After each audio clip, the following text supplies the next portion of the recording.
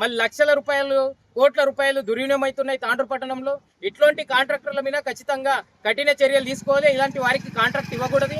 ఏదైతే పారే నీళ్ళల్లో సిమెంటు అదంతా వేసే వరకు, కంకర వేసే వరకు అది కొట్టుకపోతున్నటువంటి పరిస్థితి ఇప్పుడే కండ్ల ముందు కనిపిస్తుంది.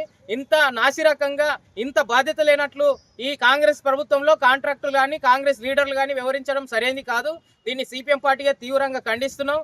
అల్లుడు సొమ్ము అత్త సొమ్ము అల్లుడు దానం చేసి అన్నట్లు ప్రజల సొమ్ము ఇది. మీకు పాలించమని చెప్పి అధికారం ఇస్తే ఇట్లా దుర్వినియోగంలకు, ఎవరైతే అక్రమాలు చేసేటోళ్లకు, కాంట్రాక్టర్లకు రోడ్ అప్పచెప్పి ప్రభుత్వ సొమ్ముని, డబ్బుని దుర్వినియోగం చేసేటటువంటి ఈ దుర్మార్గమైనటువంటి ఆలోచనను మానుకోవాలి.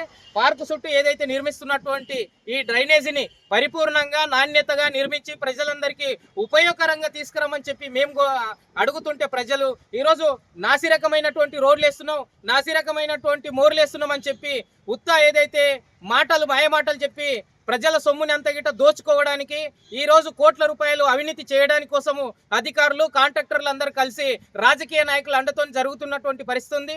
ఇప్పటికైనా ఎమ్మెల్యే గారు ఆలోచించాలి.